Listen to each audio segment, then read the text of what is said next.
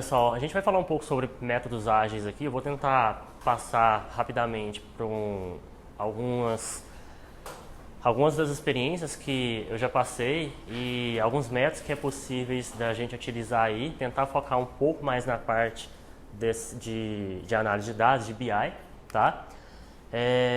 De todos os modelos que nós temos aí, vocês já devem ter ouvido falar. Vou falar mais aqui, dando enfoque sobre a parte de Scrum, que é onde eu atuo hoje, tá? Mas no final eu dou alguns exemplos e vou falar também sobre algumas ferramentas que a gente utiliza, não só nesse tipo de projeto, mas em outros também, tá bom? Então vamos lá. Primeiramente eu queria começar fazendo uma comparação rápida sobre métodos ágeis e métodos tradicionais. Acho que todo mundo aqui já deve ter participado de algum projeto, né? Seja atuado na parte de gestão, como gerente de projetos, Scrum Master, ou membro, né, de algum projeto que seja. E começando aqui, como que a gente poderia classificar um projeto que seria utilizado métodos tradicionais aí? Muitas das vezes chega algumas demandas para nós, gerente de projetos, o Scrum Master, né, alta gestão das empresas, aonde nós temos conhecimento de requisitos, restrição para conclusão por etapa, escopo fechado ou até mesmo data de entrega fixa, onde meio que força a gente a utilizar essa metodologia tradicional, onde vocês já conhecem lá que a gente planeja, né, valida o planejamento, executa aquilo ali, faz o teste e entrega no final, tá? Um exemplo aqui, muitas das vezes o que acontece nós seguimos essa metodologia cascata, onde a gente faz a parte de levantamento de requisitos, vai para mapeamento de fonte de dados, construção de testes. Quando a gente chega em alguma etapa desse método de trabalho, a gente encontra o erro e às vezes é forçado a voltar, né, algumas casas, né, alguns degraus para cima, e é onde a gente tem aquele retrabalho, certo? Até que ele seja corrigido, a gente passe por eles novamente e aí consiga seguir os passos, né, as próximas etapas dos projetos e até que faça a entrega. Na parte de metodologia ágil, o que nós encaramos aqui? É muito disseminado na parte de startups, né? Então, algumas características aqui são bem comuns. A gente tem um ambiente de alta complexidade, nós temos aí a falta de conhecimento de requisitos ou de tecnologia, né, do escopo do produto, muitas incertezas, o escopo do produto, do projeto é aberto, tá? E a gente consegue utilizar a metodologia, seja Scrum, seja XP, seja qual lá que for que se encaixar nesse ambiente. Então, ao invés de nós termos aquele projeto, aquele empreendimento por etapas, nós temos a parte cíclica, que ela vai fazer um ciclo de melhoria contínua, certo? Onde a gente vai planejar um pouco, validar, executar, checa o que foi entregue, usa as lições aprendidas, né? Para quem já está acostumado com metodologia tradicional, planeja de novo e vai fazer isso de forma cíclica. A gente ganha na questão de assertividade, tá? E muitas das vezes nós temos aí um grau de satisfação do cliente bem maior. Então, uma analogia clássica que as pessoas fazem aí, né? A analogia do bolo, onde nós temos aqui por camadas. Então, leiam-se aquela levantamento de dados, né? Aplicação, planejamento, execução, a gente faz o monitoramento. E muitas das vezes o que ocorre quando a gente utiliza isso daí? Tudo que é planejado lá no início nem sempre é o que é entregue. Ocorre várias mudanças de escopo, ocorre muitas solicitações de mudança e quase sempre aí o que é entregue para o cliente não foi o que ele exatamente queria. Então no Scrum a gente trabalha de uma forma um pouco diferente, que no caso a gente não faz o bolo por completo, nós fazemos aí a parte de fatias, onde conseguimos entregar as fatias, no caso, né, os resultados, seja por área, por grupo de usuários, né, por departamento, seja lá qual for. Ok. Bom, para que a gente consiga utilizar um Scrum, por exemplo, algumas corporações, algumas empresas, elas já possuem uma definição do produto ou uma ideia do que ela precisa e o que ela tem em mente naquilo ali. Eu vou mostrar um pouco de como que a gente faz a definição do produto, a criação, a ideia do que ele deve representar, do que ele deve atender, tá? Isso aqui é um pouco da metodologia Lean Inception, então para quem tiver curiosidade aí, vale a pesquisa, tá bom? E como é que a gente começa a fazer isso daí? Vou dar um exemplo como ocorre hoje na empresa onde eu trabalho, e sempre que surge uma nova demanda da diretoria, né, da presidência, seja lá qual for a necessidade do negócio, a primeira coisa que nós fizemos é identificar as áreas e os stakeholders. Então, quais serão as áreas, né, as pessoas que terão mais contato, que serão beneficiados pelo produto, né, e fazemos esse levantamento aí.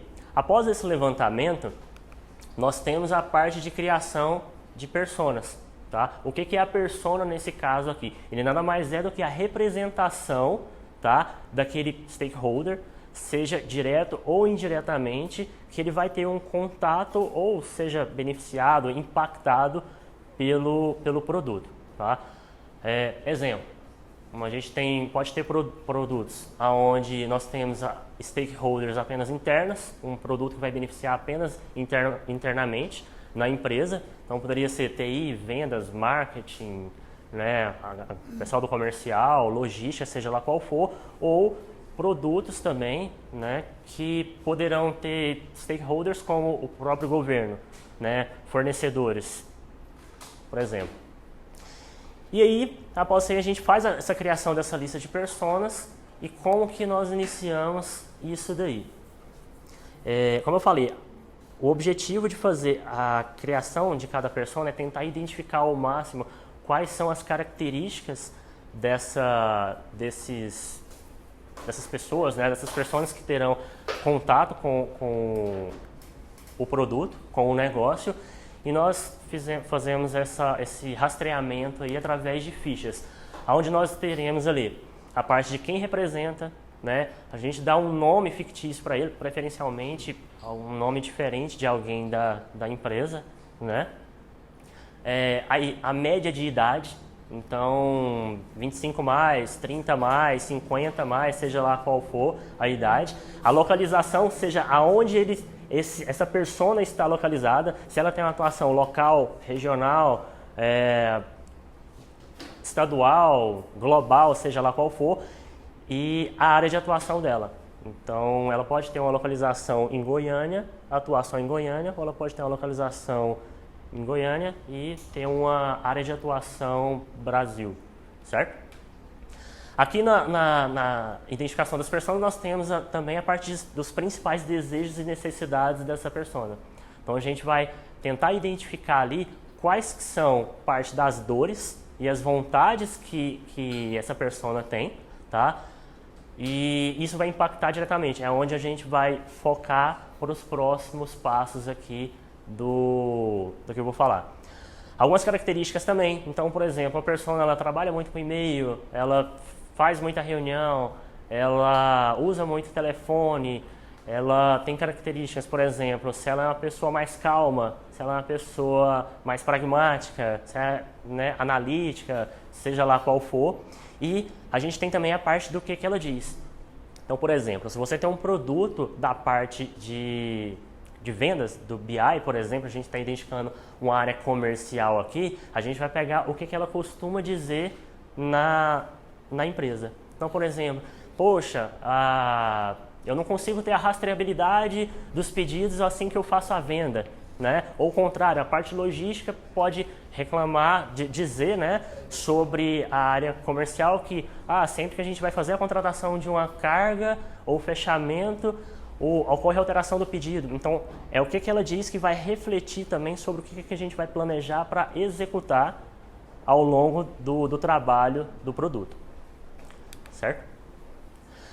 E aí, assim que a gente cria essa lista de personas, nós temos a parte onde a gente faz a dinâmica de elencar as maiores necessidades aí, onde a gente vai focar aquilo ali. Tudo isso é feito através de algumas reuniões, tá? Isso aqui pode ser executado, essa dinâmica como um todo, em uma reunião única. Ela levaria o dia todo praticamente aí, dependendo do tamanho do produto, a demanda, ela pode durar até mais, tá? Mas assim, a gente sabe que nem todo mundo tem disponibilidade para parar uma galera um dia inteiro para poder ficar na sala lá, onde o pessoal às vezes vê e fala, pô, o pessoal tá brincando lá com post-it e, né, canetinha, o que é que eles estão fazendo aqui? Então, às vezes, a gente faz isso aí por etapas também, tá? Então, a gente faz a lição das maiores necessidades e aí a gente procura a parte das palavras-chave, onde isso daí vai servir para que o Product Owner saiba, né, aonde que ele vai realizar a priorização dele, aonde é que ele vai precisar, às vezes, melhorar a parte da comunicação, onde é que ele vai precisar conversar com algumas pessoas para tentar entender melhor o que ele vai disponibilizar, né, para o time de desenvolvimento. Após a gente fazer essa criação das personas, elenca as maiores necessidades, identifica as palavras-chave, a gente tem a parte de criação da visão do produto. Então, cada um vai dar a sua opinião do que aquele produto vai melhorar, ou qual que é o objetivo dele, o que ele reflete para realmente na organização. Isso serve para a gente entender se todo mundo que está participando dali está com a ideia equalizada, tá? Cada um vai criar a sua parte, a sua própria visão, e aí a gente vai fazer uma consolidação da visão do produto. O que é a visão do produto? Nada mais é do que o objetivo, a necessidade do negócio em alto nível, que ele vai dar orientação, motivação, a inspiração para o time, né, para a organização, sobre o trabalho que vai ser desenvolvido. Nada mais é, então, do que se traduz na satisfação dos clientes, certo? Um exemplo que eu trouxe aqui, bem simples, tá? De uma visão de um produto, após rolar toda essa dinâmica, seria ser uma plataforma central que forneça informações sobre a organização de forma simples e intuitiva. Então, estou dizendo que eu preciso que as informações sejam centralizadas ali, num canal de acesso único, um BI, um clique, por exemplo, tá? E ele vai fornecer as informações de toda a organização, seja da parte de vendas, logística, enfim, contábil, seja lá qual for, de forma simples e intuitiva para o usuário, certo? Uma outra dinâmica que a gente utiliza, essa daqui é bem legal e que assim, se não ficou claro para todo mundo quando eles tentaram criar uma visão do produto e a gente equalizou isso numa visão única, isso daqui passa a régua. Então, por exemplo, a gente vai pegar um produto, né, do BI, por exemplo, aqui, e a gente vai falar para todo mundo que esteja nessa reunião, tentar chegar ali, pegar a opinião de todo mundo, ver o que o pessoal pensa sobre o que o produto é, o que ele não é, tá? O que ele faz e o que ele não faz. Muito importante aí para os usuários que falam assim, exporta para Excel, né? Acho que todo mundo que trabalha com BI já deve ter ouvido isso daí em algum momento na vida. Bom, fizemos tudo isso aí, identificamos a parte, criamos a visão do produto, temos lá a lista de requisitos, necessidades dos usuários, a gente vai fazer a parte de criação dos stories, certo? Quando a gente cria os stories, ele tem um objetivo e uma função onde a gente responde 3 perguntas bem simples aí, que é o que, o quem, o que e o porquê. A gente vai pegar quem? Que é a persona que nós criamos, qual que é a necessidade do negócio daquela persona ou daquelas personas, certo? E o porquê que ela está pedindo aquilo ali. Então, um exemplo que eu trago aqui seria de uma história de usuário. Seria, eu enquanto Alex, na área de vendas ali, comercial, gostaria de ter um dashboard para consulta do status do pedido de compra para otimizar a operação. Então, nós temos aí quem, o que, a dashboard com a consulta de dados de pedido por compra e por que ele precisa daquilo ali. A gente tem algumas regras, não dá para entrar tanto em detalhes assim, acho que o tempo é curto para a gente poder falar tudo, né? Isso daqui. Mas, por exemplo, a gente tem algumas palavras-chave na parte de desejo do usuário, a gente coloca precisa, né? Que seria uma necessidade que precisa ser executado dentro daquilo ali. O gostaria seria um desejo secundário, né? Que não tem a prioridade que vai agregar um valor para o negócio, tanto assim, mas é um desejo que o usuário, ou o departamento, ou a corporação possui. Bom, vamos lá. Temos lá a criação das histórias de usuário. Isso significa que a gente tem o nosso Product Backlog, que é o backlog do produto. Tá? Só uma pergunta aqui, todo mundo já ouviu falar de Scrum antes? Todo mundo sabe quais são os papéis, quais são os atores no Scrum? Onde a gente tem o Scrum Master, legal, hein? Onde a gente tem o Scrum Master, o time de desenvolvimento e o Product Owner, tá bom?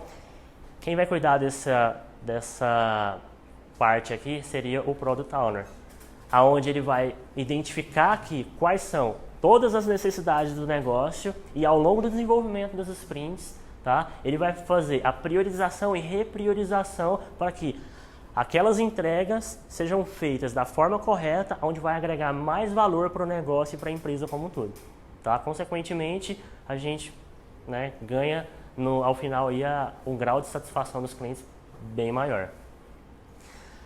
Então aqui a gente tem a lista de requisitos e funcionalidades do produto e o Product Owner carregando aí alguns para que na reunião de planejamento, né, onde a gente vai montar a Sprint Backlog, seja trago aí.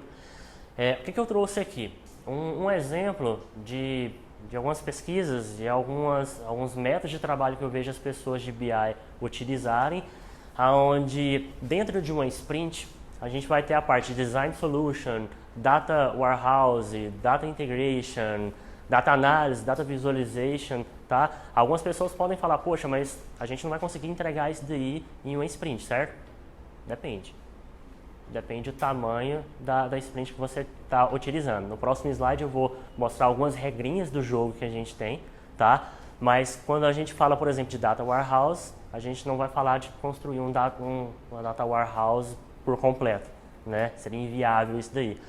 Levando em consideração que algumas pessoas, boa parte do mercado ainda trabalha com a metodologia tradicional, um projeto de BI chega aí a 1 ano, né? Talvez até mais para fazer a entrega final para o cliente, né? Então, entenda-se aqui a Data Warehouse como Data Marts, certo? Aí a gente tem um time onde eles vão discutir nessa parte, nessa cerimônia que é o planejamento da sprint, e aí a gente vai destrinchar aquelas entregas em atividades para que o time consiga fazer o planejamento da sua sprint ali. Então, basicamente, o que nós temos aqui, mostrando de forma resumida, né, de forma clara, o ciclo do Scrum. Nós temos ali o Product Backlog, que é depois a gente criar todas as histórias de usuário, né, o PO ter priorizado, repriorizado aquilo lá, dependendo da sprint que ele esteja. Nós temos a cerimônia da Sprint Planning, tá? Aonde a Sprint Planning ela tem uma time box, uma duração máxima para essa reunião, vai depender do tamanho da sprint que o time, né, que a organização vai decidir. Então a gente tem aqui de 1 a 4 semanas para poder fazer. Aonde eu atuo hoje, a gente optou por trabalhar sempre com sprint de 1 semana. Por quê? Porque a gente consegue fazer entregas um pouco mais assertivas do que se a gente trabalhasse com sprint de 4 semanas. A gente fica mais lento com isso? Sim, mas a gente consegue ter uma maior assertividade, certo? Muitas das vezes, quando alguns produtos que você trabalha com 4 semanas, você faz uma reunião de planejamento, né? De forma para ficar mais fácil aqui, dia 1º do mês, você só vai fazer a revisão daquilo que foi planejado 30 dias depois. Então, dependendo do negócio, nem sempre a gente tem esse tempo aí. Se tratando, acho que, de startups, né? Esse daí tem que ser bem mais curto. Então, a gente faz aí o planejamento da sprint, tá? onde a gente traz esses itens do backlog, gera o sprint backlog e o time faz a quebra dessas entregas em atividades. Tá? Essa reunião aqui, no time que eu atuo, eu sempre falo para o pessoal, né, e isso daí é uma coisa que tem que ficar natural, que o Product Owner, qual que é a ideia dele? É sempre colocar os itens ali para que a gente consiga entregar sempre o produto de forma mais rápida. Só que o time ele tem uma capacidade. Ele tem um throughput de trabalho ali que ele consegue executar. Então não basta a gente colocar 10 histórias de usuário ali, diversos itens a serem entregues, se o time não conseguir entregar. Né? O que isso vai acontecer? A gente não vai conseguir cumprir o que foi planejado, né? Nossa palavra vai cair por água abaixo do time como um todo e o time vai ficar desmotivado quanto a isso daí.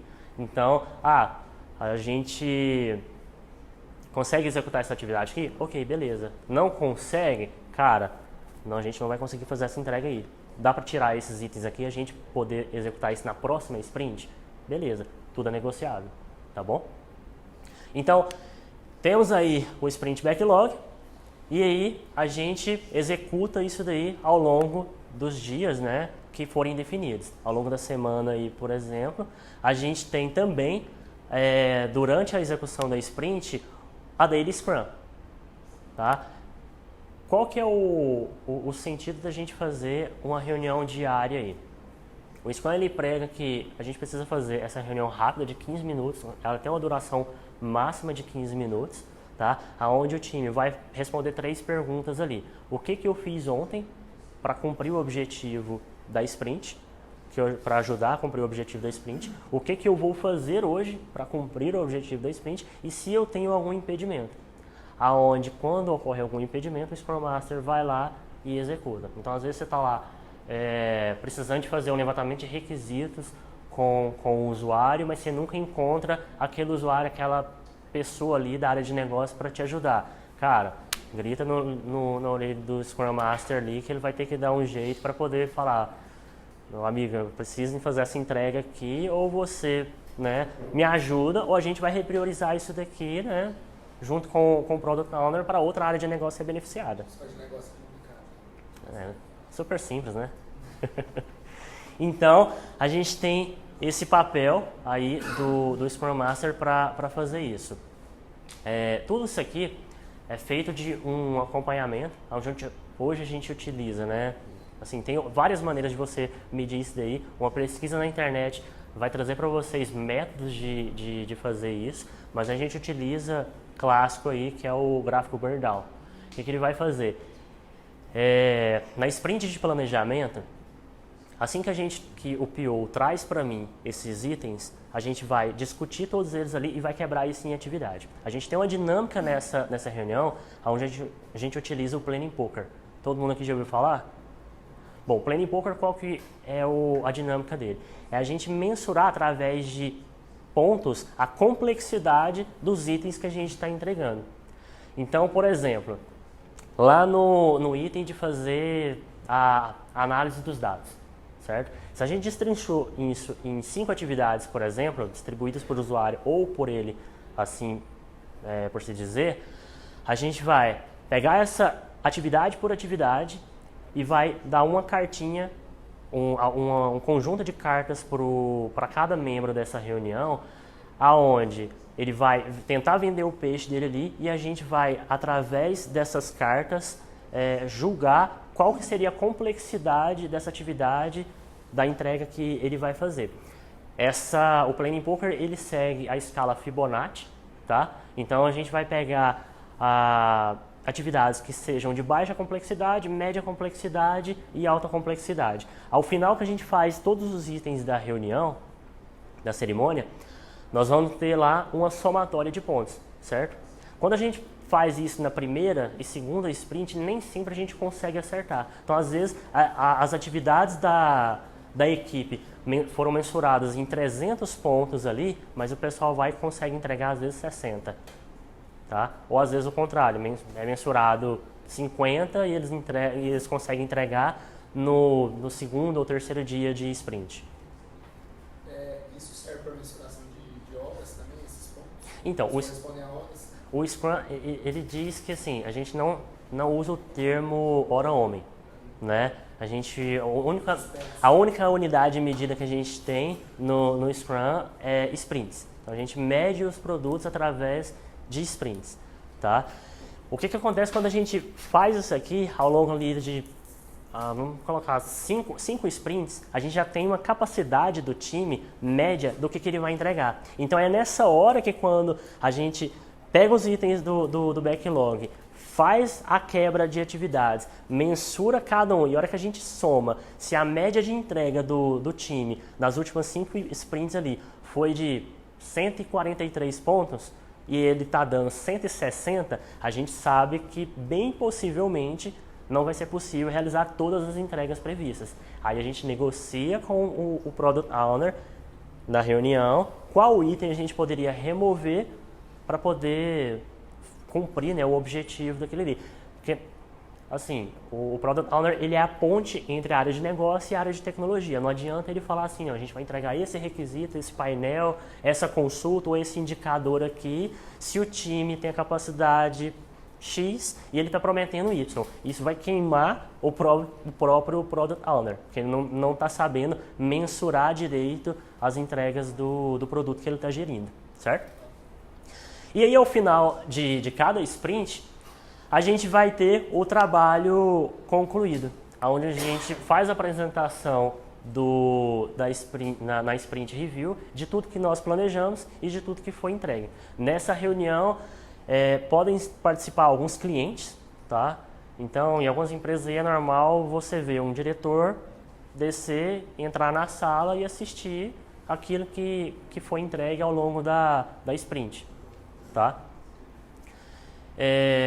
A gente avalia tudo na parte técnica de que foi desenvolvido, tudo que deu certo, tá? Alguns pontos ali de melhoria na parte técnica que o time vai discutir. Poxa, a gente utilizou o Python para poder fazer essa análise preditiva aqui. Vamos tentar usar o R com essa outra análise. Enfim, vamos discutir alguns pontos ali que foram executados ao longo da sprint, tá?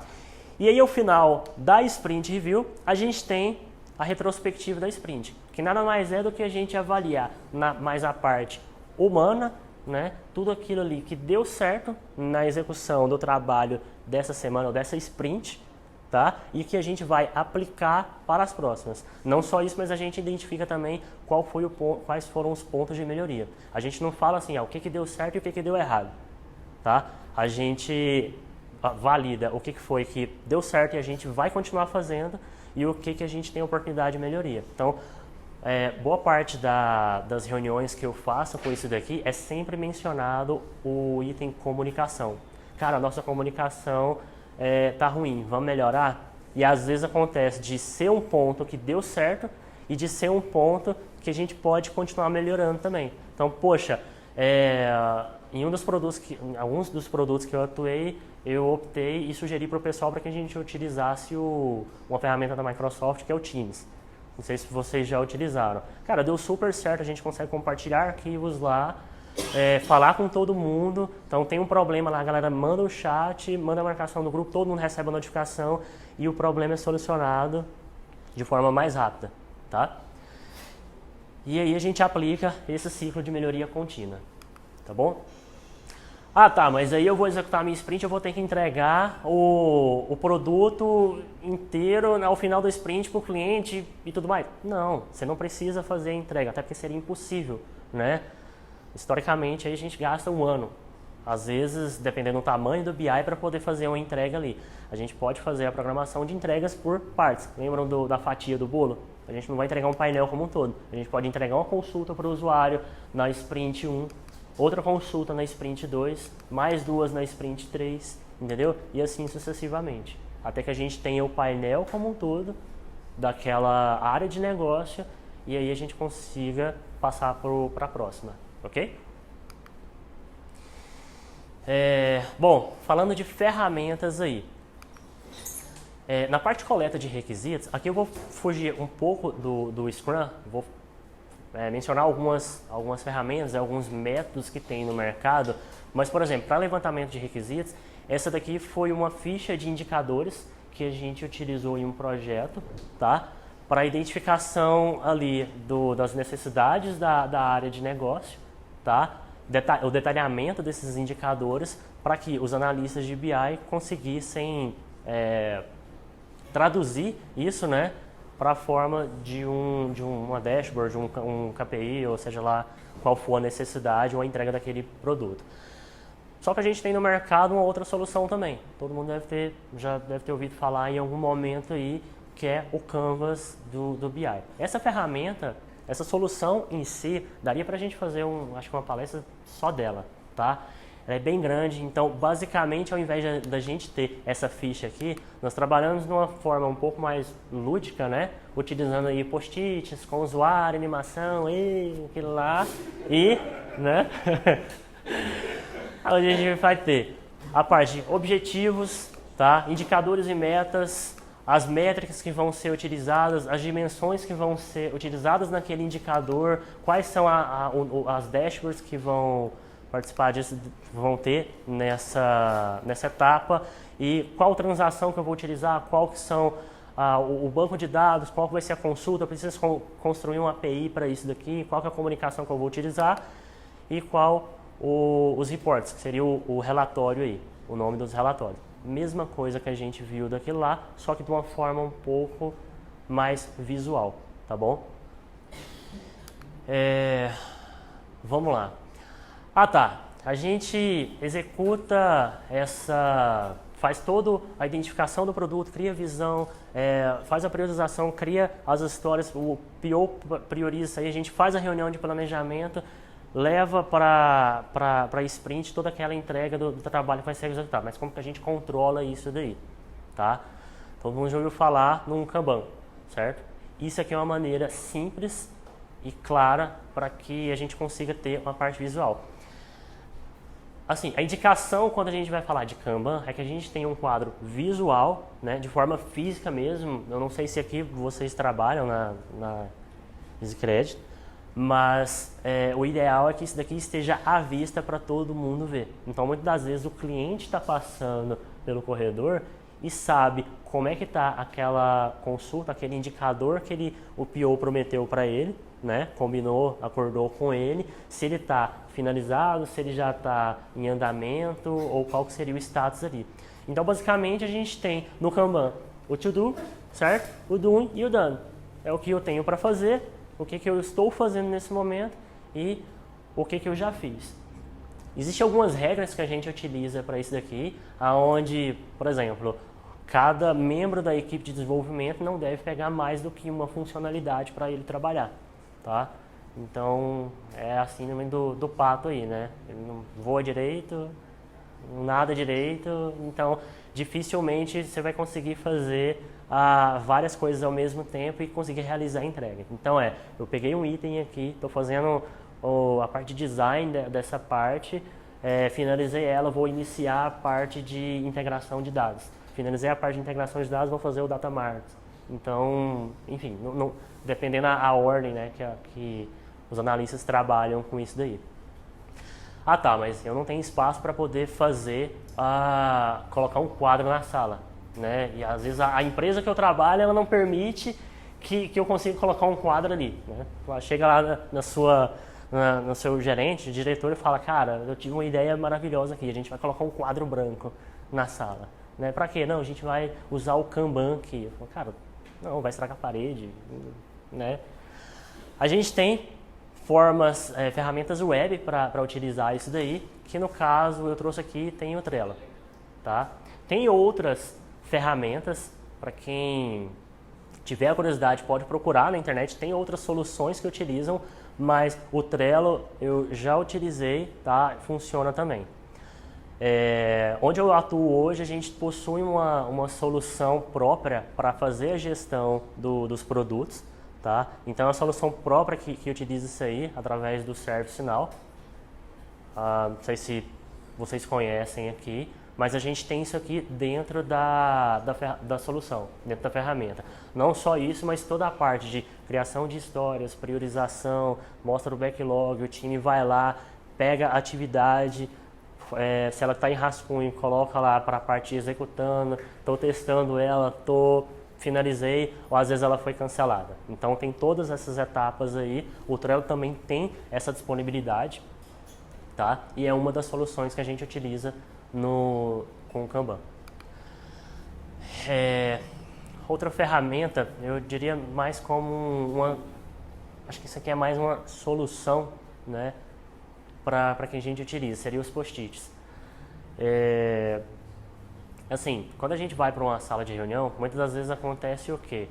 Entra várias pessoas, o pessoal leva um celular, leva um notebook, senta, a pessoa que tem que apresentar ou solicitar, está precisando de alguma informação, está falando, as pessoas estão no notebook, estão no celular e no final de 3 horas de reunião ninguém sabe o que foi que aconteceu. Sai de lá, fala assim, quando vai ser a próxima reunião para a gente definir isso? Que poderia ter sido feito alguns minutos atrás. Tá? Então, a utilização de post-its é uma coisa que ajudou a gente. Na própria Sprint Planning, quando a gente faz isso daí, eu distribuo para o pessoal, então canetinhas na mesa mesmo, os post-its e as cartas, né, do Planning Poker. E é acordado com todo mundo que ninguém vai levar o celular ou o notebook. Então, cara, eu vou ter que fazer isso aqui, cara, a gente está fazendo planejamento. Anota no post-it aí, leva para sua mesa, chega lá, você coloca no seu Excel, coloca no seu bloco de notas, imputa na ferramenta, seja lá qual for, mas um acordo é não levar equipamentos eletrônicos para a sala. Então, isso dá uma agilidade aí na reunião para que ela consiga cumprir, né, o tempo acordado. E assim, hoje, depois com os times que eu já trabalhei, assim, dificilmente a gente rompe o tempo previsto, tá bom? Time Box. Então, o Scrum, se vocês pegarem lá o Scrum Guide, que é o guia, né, de utilização do framework, vocês vão perceber que as regras que tem para cada uma das cerimônias, Sprint Planning, né, a Daily Scrum, que é no máximo 15 minutos, a gente tem um tempo específico, limitado para Sprint Review e para retrospectiva. Eu utilizo uma solução que é da Microsoft, que ela é grátis, chama Zunit, e eu sou a única pessoa que leva o notebook, e quando eu preciso fazer, aqui não vai mostrar para vocês, está só na minha, eu vou mostrar assim que finalizar, mas é uma solução que você consegue colocar tempo, né? Eu projeto isso na TV da sala de reunião, e aí a gente está falando, o pessoal está executando aquilo ali, falando quais são as necessidades, discutindo os requisitos do negócio, mas o reloginho está contando ali, tá bom? O cara estourou o tempo ali e, enfim, a reunião ultrapassou. Cara, isso vai ser um insumo lá para a retrospectiva, para que na próxima sprint a gente tenha consciência que o coleguinha também quer dizer e a gente não tem tempo suficiente para falar tudo, tá? Bom, como eu falei aí, a parte de restrição de equipamentos eletrônicos, tá? E por último, que eu trouxe aqui, eu já tive times que eram bem grandes, né? Quando você pega o Scrum Guide ou o próprio livro do Jeff aí, você vai perceber que ele vai dizer que existe um número ideal para que você trabalhe com as pessoas. Só que em produtos que têm um impacto muito grande ou que tem muitos interessados, é normal ter um pouco mais de pessoas trabalhando isso aí. Então, eu tive time que tinha 15 pessoas numa sala, tá? Então, era 15 pessoas na daily, 15 pessoas na reunião de planejamento, 15 pessoas na review e 15 na verdade não, porque a gente diminui só para o time, né? Então, um número reduzido na parte de retrospectiva, tá? O que eu uso quando tem um time muito grande aqui é a dinâmica da bolinha. Então, eu tenho uma bola de rugby pequenininha, né? O Scrum vem da palavra do rugby.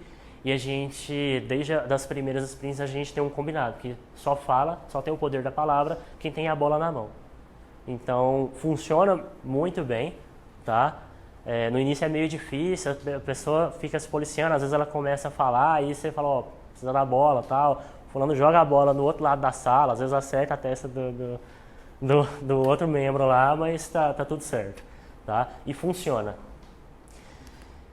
E, bom, as ferramentas eram essas, mas uma coisa que eu trago aqui, é uma frase clássica do Peter Drucker, que diz, né, a cultura como a estratégia no café da manhã. Então nada vale a gente fazer todo esse planejamento, vamos, né, fazer a parte da dinâmica de criação de histórias, criação de personas e tudo mais, se a cultura da organização que você não está de acordo com isso daí.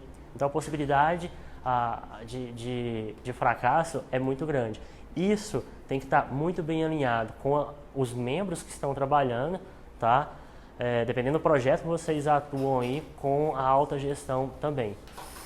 Então, hoje onde eu tenho o Fábio, que é o diretor de TI lá, onde ele encabeçou tudo isso daí, então puxa o time para frente e a gente tem um apoio forte com o time, com as áreas de negócio, com isso, tá?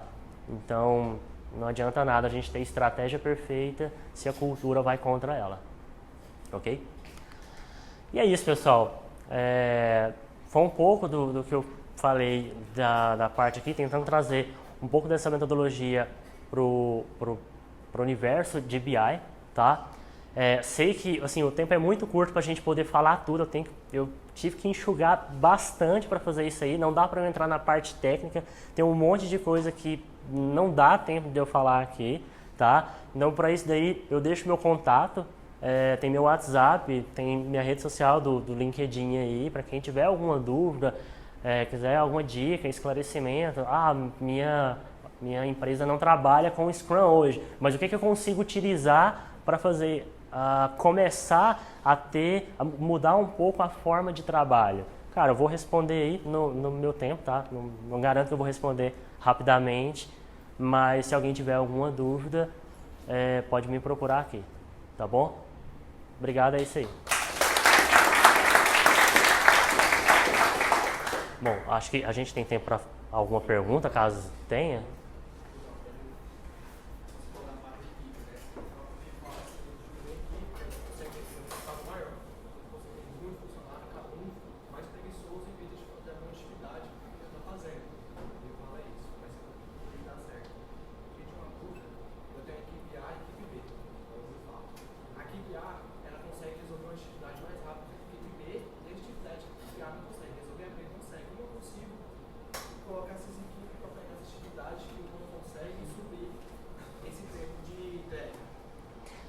Bom, vamos lá. Quando você pega o Scrum Guide, né, e a premissa sobre, quando a gente está falando de times, ela tem duas características aí, que é multifuncionais e auto-organizáveis. Tá? Multifuncionais porque a equipe ela precisa ter toda a competência necessária para realizar a entrega do produto. Tá? E auto-organizado porque, assim, se algum membro ele está fazendo corpo mole e tudo mais, a equipe ela é soberana. Então ela tem o poder de, às vezes, expurgar esse membro da equipe.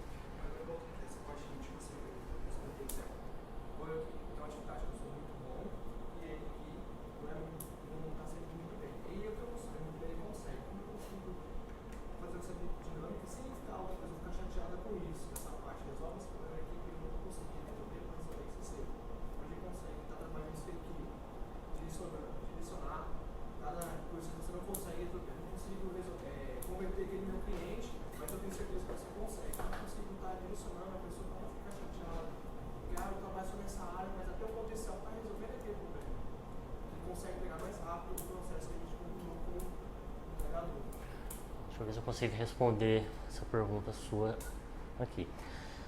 Assim, no time Scrum a gente não tem especialistas, certo? Ou seja, a gente pode até ter membros no início da execução do trabalho, aonde, por exemplo, você vai ter um conhecimento extraordinário sobre uma determinada ferramenta, uma determinada linguagem, por exemplo, e eu tenho um conhecimento na parte de design, por exemplo, certo?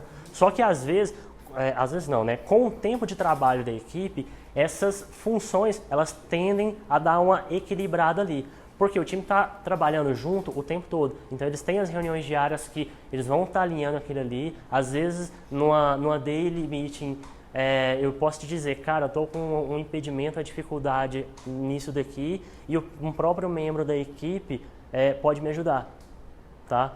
Então, esse conhecimento ele vai equalizando e assim, a gente trabalha com parceria. Eu não sei como que é onde você trabalha, mas nos times que eu já tive, pode ocorrer alguns atritos iniciais ali, mas assim, o Scrum Master ele precisa mostrar quais são os valores do Scrum para isso daí.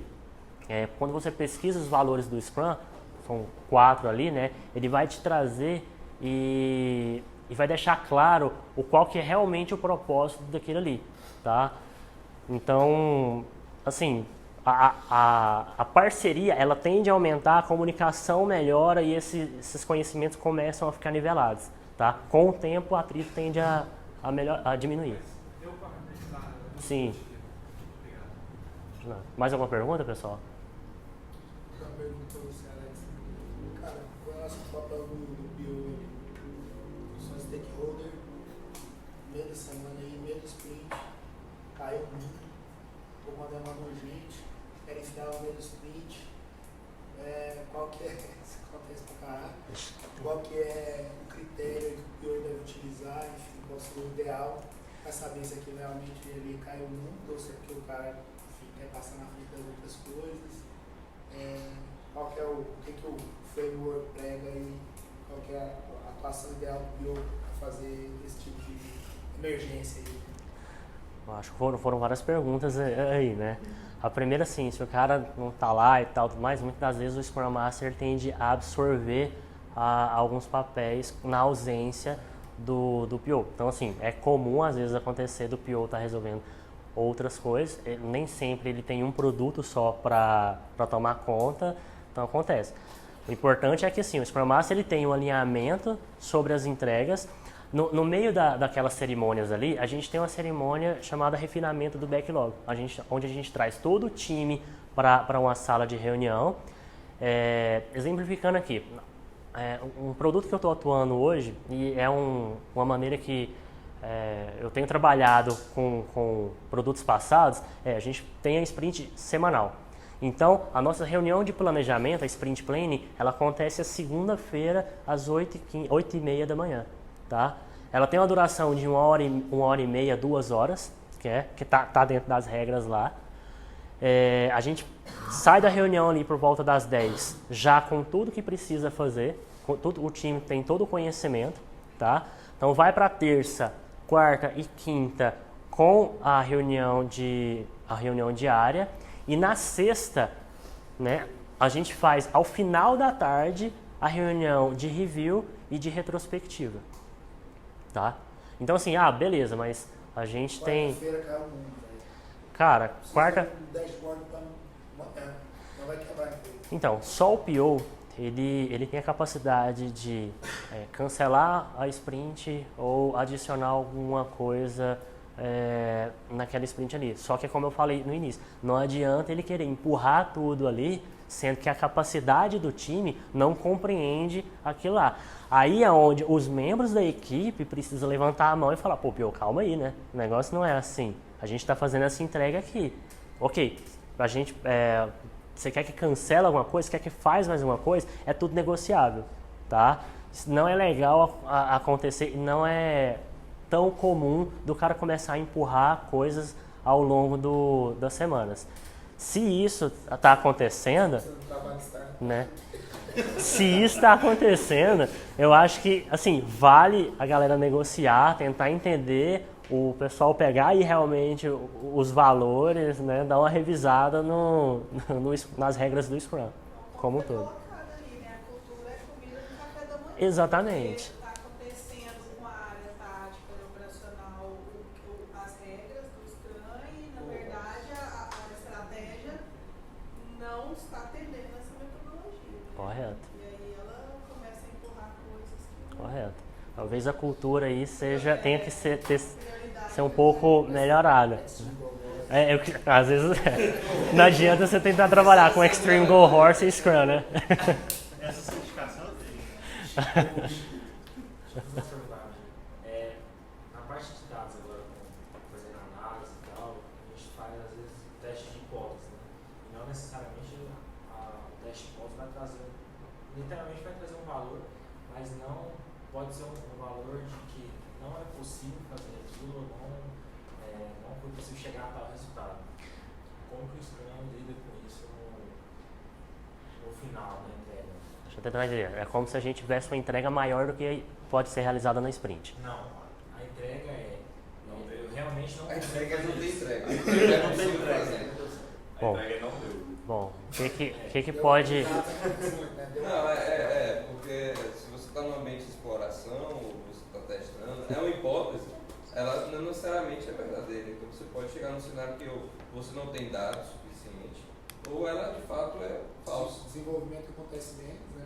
Exato. Então, mais dados. é uma pergunta interessante. Como encaixar isso no processo?